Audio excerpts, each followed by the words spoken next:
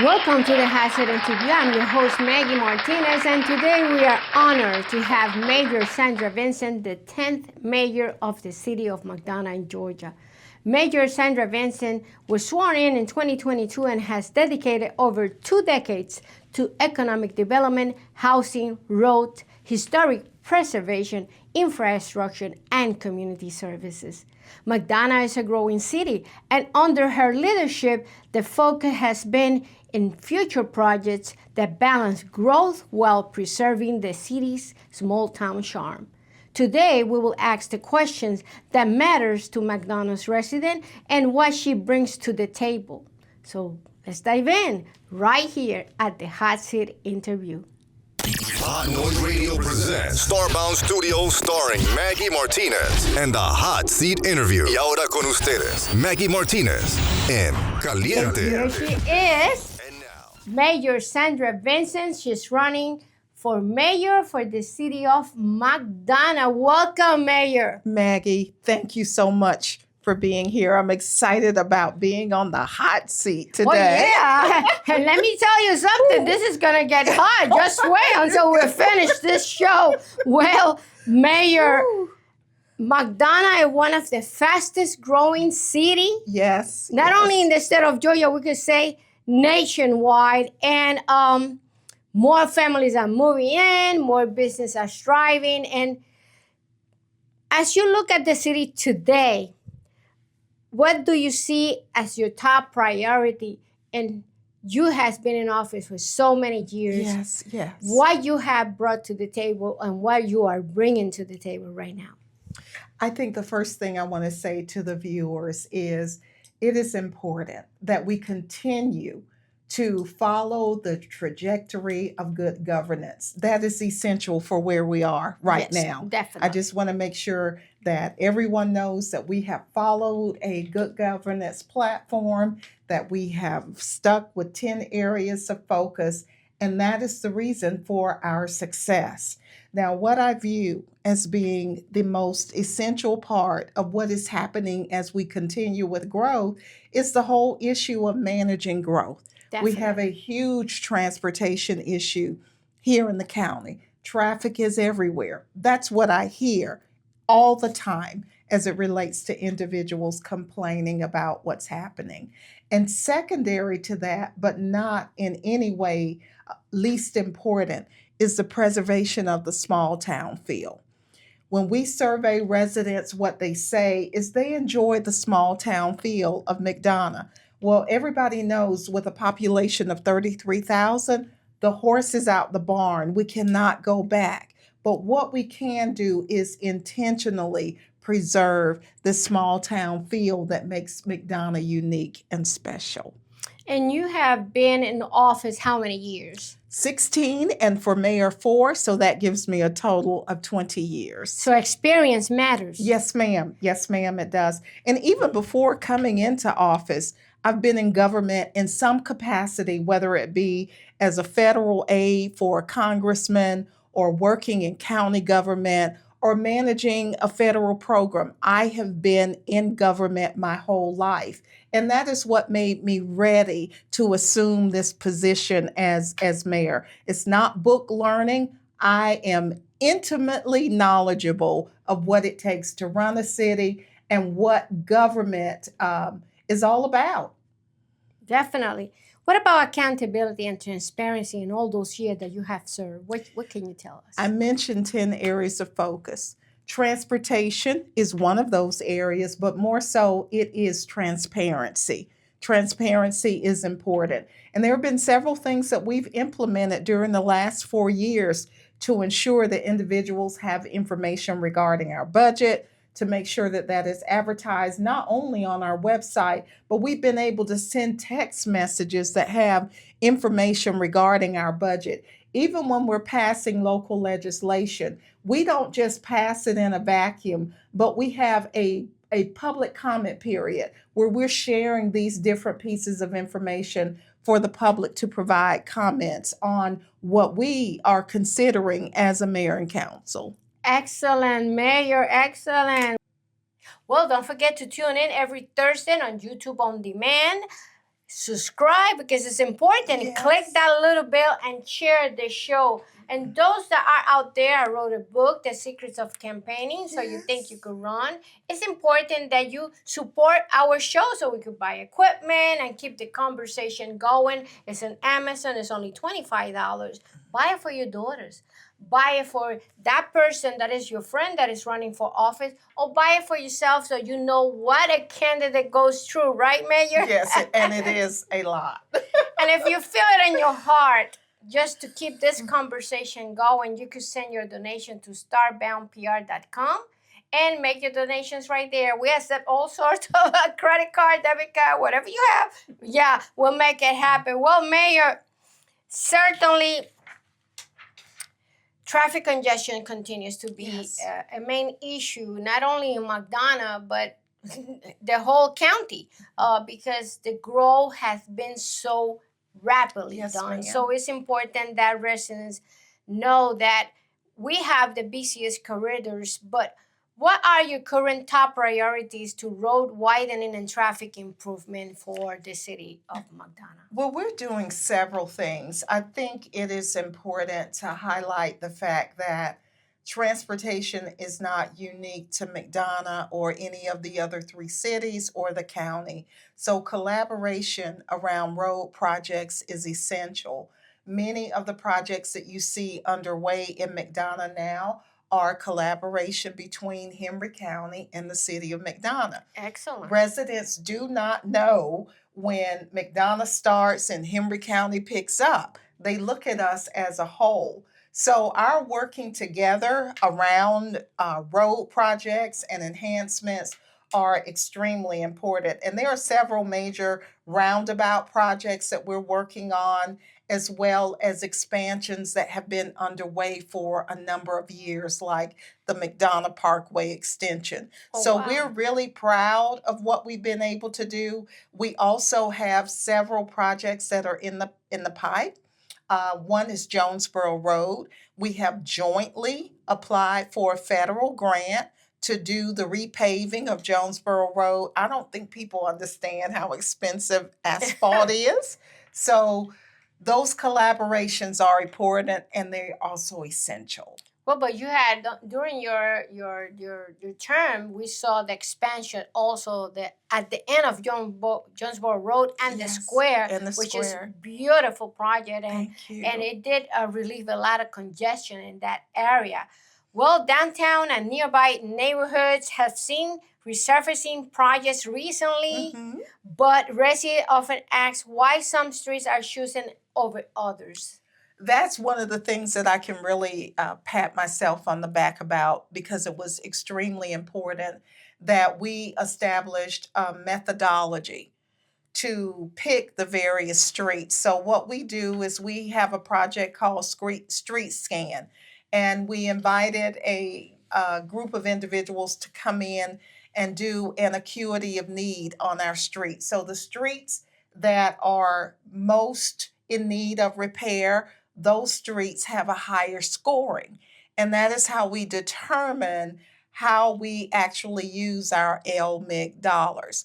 Now, in some instances, if a repair is funded through T-SPLOS, those decisions are made at the ballot box. So we will have made a list of priorities. Those priorities will have been voted on by the mayor, by the council, by Henry County. And once that is voted upon, that is how we prioritize those streets. But as it relates to communities, we want to make sure that we are being fair, that we are being equitable, and that you're not favoring one community over another. And that's what Street Scan provided for us. It is a system that has scored every street in the city of McDonough to make sure that everyone is being represented. Planning is everything. Planning isn't it? is everything, yes. Well, large-scale development, like the mixed-use project in Georgia 155, bring opportunity but also strain our infrastructure. How is McDonough preparing its water, sewers, sidewalks, and road system to handle the new growth without overwhelming existing residents? So the first thing I'd like to say about that is that the project on 155 is a proposed project. That is nothing that the City of McDonough has voted upon. That is nothing that has been brought to the council. And so that project is currently at the Atlanta Regional Commission being evaluated. But what we do in McDonough is we pay very close attention to what the residents are saying. We understand that we are currently at 98% capacity as it relates to wastewater treatment. Water is a little bit different because in certain parts of the city, we contract with Henry County Water Authority for water. However, with our wastewater treatment, it is extremely important that we monitor development so that we do not go over that capacity. There's misinformation that's being spread now about we've approved this project, but when you're at 98% capacity, you cannot approve a project unless there is something done to allow for the process of making sure that our sewage is managed and that it is controlled and that we are able to properly take care of all of the runoff that would result from a project that size. What about the sidewalks? What projects are coming in? We're 155 is one example in that same area, and I want to give a shout out to a retiring council member this year, Council Member Rufus Stewart, who has been a council member for 36 years. Oh my God. So this year he is retiring, but one of the things that he's tried to do for many, many years is to make sure that we had sidewalks in for the kids who are coming down that roadway from school. So you'll see what is known as urban paths, and that's basically where people are walking and it's no infrastructure there, but you can see the grass is dead. So what we've done is we've contracted with a local engineering firm to go in and identify where we need to add sidewalks, primarily for safety. And so I'm excited about that for him, because it is a tremendous legacy for him to leave behind. That's excellent. Well, downtown McDonough is a city's heartbeat filled with history and community pride. Yes. That's where we have the Yes. Genarium, where they put all those red Yes. plants. It's beautiful. And the competition for, the scarecrow? Yes. I call them the square crows. The scarecrow, okay. So what projects are underway or planned to revitalize downtown square, improve pedestrian safety, and preserve our historic character? Okay, so when we talk about collaboration, one of the things that we collaborated on was a project that was brought forth by our volunteer group, Main Street. So they were interested in doing a revitalization project on the square. Initially, that project was $10,000. The city contributed $5,000, the county contributed $5,000, and from that, we were actually able to render the beautiful square that you see now. If you haven't gone to our historic square, you need to do so because the plantings are beautiful. Maggie, you mentioned geraniums. The Genarium. Yes, Yeah. we try to highlight the fact that we are the geranium city. So we're working to revitalize downtown. We just had Jeff Siegler to come in and meet with us. He is a noted author of a book called Your City is Sick. I invited him to come in and do an audit of our downtown. What are things that we could do to make it pristine? Because that is the goal for the City of McDonough, Pristine. to be I a love that pristine word. community. And there are a number of things that are going on. I'd also like to mention the fact that we've reopened our C.O. Polk Museum. That is the local history museum for the City of McDonough. And not only that, I've been able to negotiate an agreement with Norfolk Southern to gain access to the old historic depot. And so our goal is to create a historic cultural arts center for the Blacksville community. Now that's important, so y'all need to vote for me so that I can finish this project. Right. But it is so important because for many years, Blacksville was neglected. And Coming into this term as mayor, one of the things that I have focused on is making sure that that area did not gentrify, but that we were able to bring it to its prior splendor. Why is that important? Because there was a period in history where your leaders of the Black community lived in that area. Mhm. And so the investments had not been made, and we've made substantial investments over the past 4 years, including a drainage study that has taken place to make sure that we no longer have flooding in the area. Well, and that's my next question. Stormwater flooding is a challenge in a fast-growing areas, and residents want to reassure that we are preparing for the future. Yes. So, what step is in your administration taking to strengthen the stormwater system and integrate green space project like the Big Spring Park into flood prevention? So I'm really excited about what we're doing with stormwater. I think Tommy Brown, who is our stormwater manager, is doing a phenomenal job. We have increased our scoring as it relates to stormwater Excellent. during this time. We've also implemented a lot of green projects, not as many as I would like, but if you're ever going downtown and you see the Tarpley parking lot, that is actually a green product. And a lot of people don't know it because there's a lot of green work, but a lot of brick work. But the way in which the drainage occurs, it occurs just below the bricks. So you really don't know that this is taking place. Big Springs Park is a perfect example of an innovative way that you can implement stormwater management. We are also surveying all of our areas to make sure that we know where the floodplains are. Because unfortunately, in prior times, there was not a lot of emphasis on documenting where floodplains were. Well, we are in a season now because of climate change where we're seeing a whole lot more rain Mhm. than what is customary. So it was important for us to get out front and to try and map out where those areas are so you don't have a lot of the situations that I've talked to residents about where their backyard or side yard is eroding because of changes that are taking place with stormwater runoff. Excelente. Well, beyond roads and cars, residents are looking for more mobility options. And Yes. are there plans to improve sidewalks, bike lanes, public transit in McDonough? And how do you see this option connecting neighborhoods and businesses? So sidewalks, yes. We are currently in another collaborative state with Henry County regarding bike lanes.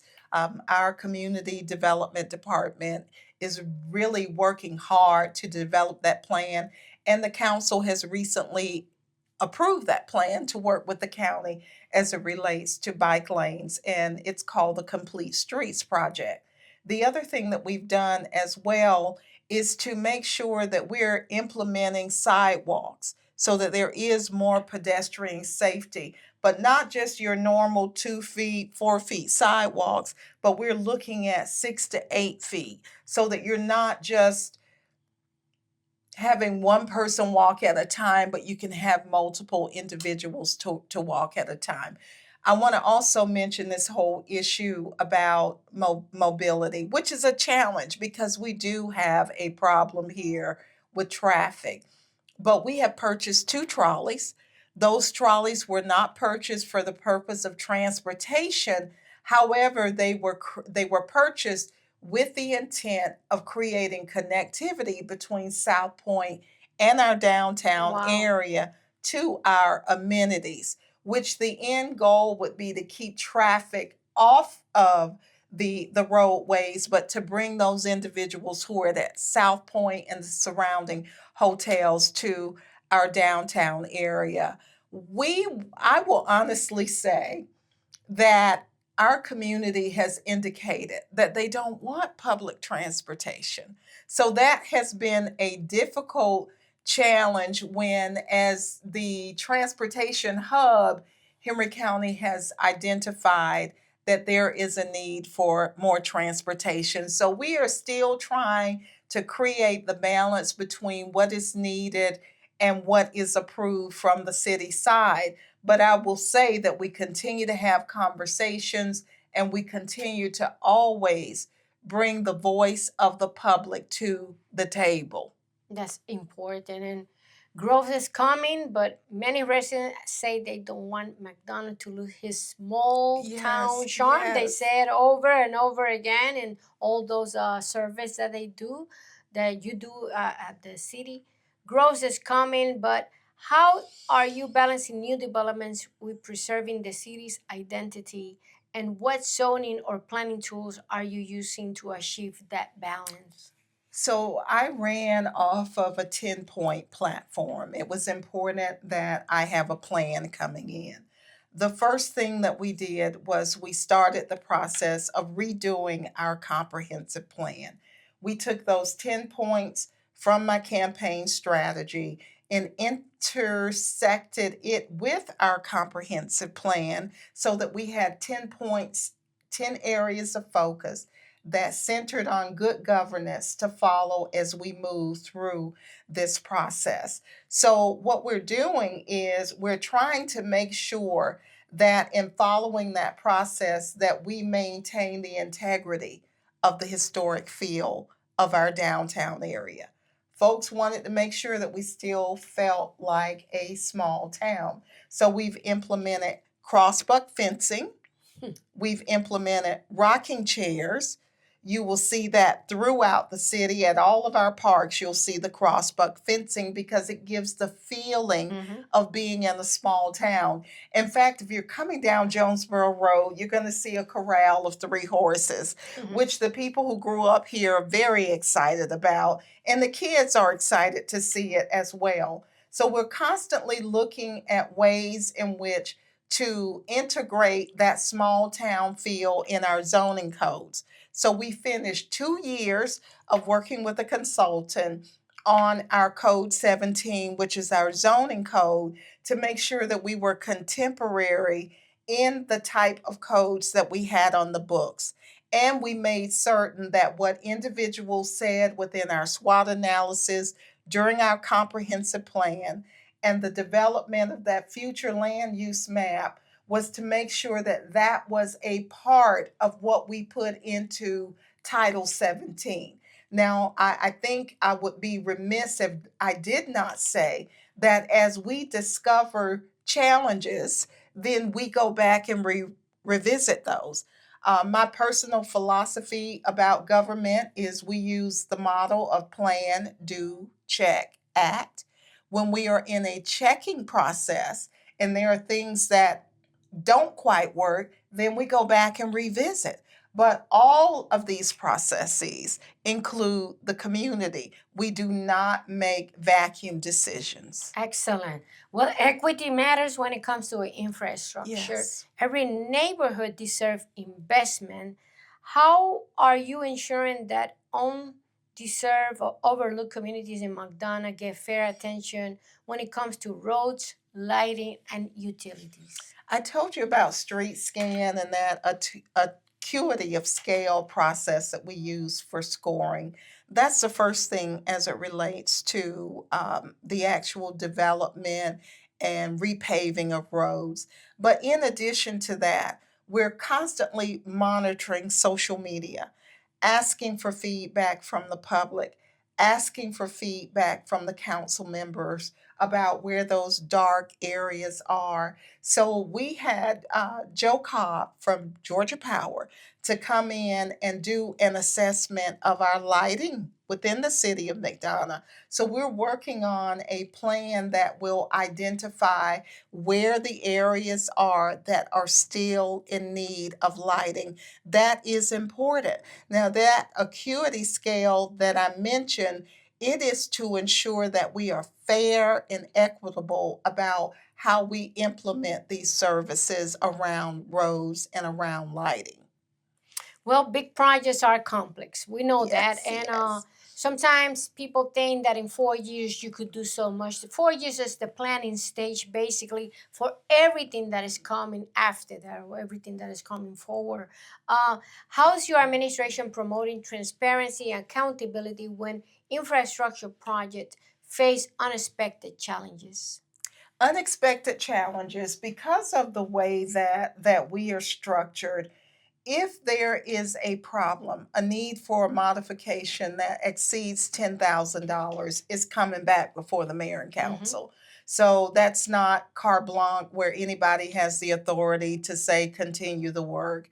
A perfect example was the work that we're doing over in the Blacksfield community and how that had come back before council because there was some drainage issues that were discovered or added that we didn't anticipate initially. So when that takes place, we vote on it. We don't have project overruns. That's not the way that we do business. So we've been staying on track. But not only that, because of our work plan, we are providing updates to the community on what we're doing, how we're doing it, and making sure that there is that level of transparency and accountability in what is happening within the city. Well, And those individuals come back before the council and they report out on what they're doing. Excellent. Certainly, experience matters. Oh, yes, ma'am. And you have been in that position for so many years. And the citizens of McDonough noticed that. Your commitment to the city, how much you love the city. I want you to look at that lens and tell the people of McDonough why they should re-elect you for mayor of the city of McDonough. It is important that you have a leader, a mayor, especially in the city of McDonough because of the way that we are structured as a mayor and council in accordance to our charter. It's important that you have someone that is intimately experienced with government. When I came into office on December 21st, there were 4 major positions, including the city administrator, that retired on that day. So coming in for an entire year, I served as city administrator for the city of McDonough. So much of what you see, much of the improvements that have been made, of course, they involve the council, but it was really under the direct leadership of the mayor's office. To have an individual that does not have the experience in that role could really be disastrous as it relates to our moving forward as a community.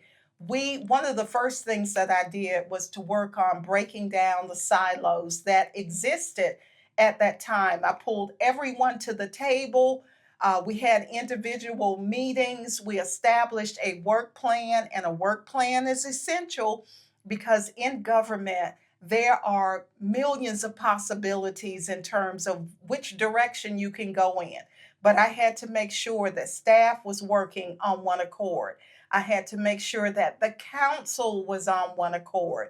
What you will see from McDonough that you don't see anywhere else is a council that was not divided. We are not a divided council. We have worked together. Our meetings have been citizen friendly and focused.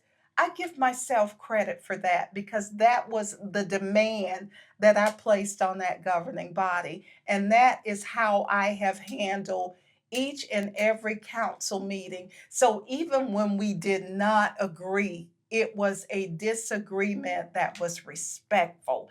And I think that is something that the city of McDonough can be proud of.